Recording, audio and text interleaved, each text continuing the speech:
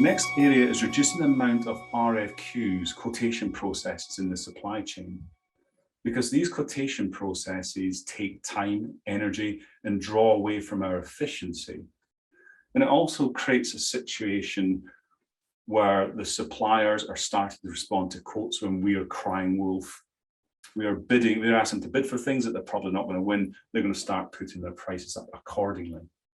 So what we can do with aPriori is define digital factories inside here that replicate much more precisely our manufacturing suppliers. And inside these, we have the different skills that they have, their wage grades. And we can collaborate with these suppliers to get this detail inside here, because if we can understand what their costs are going to be, we can give them more business, which is good for them and good for us, obviously.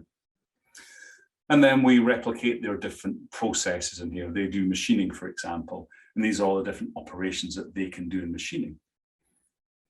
These are all the different machines that they use. And each machine, say for 5-axis, has its different power ratings, its properties around the size of the machine, what parts it can take, as well as the labor rates, setup times.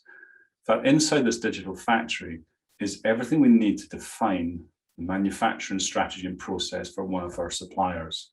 And for key strategic suppliers, we can use this to get to a should cost with the margin, of course, so we can start production early on without going through the RFQ process.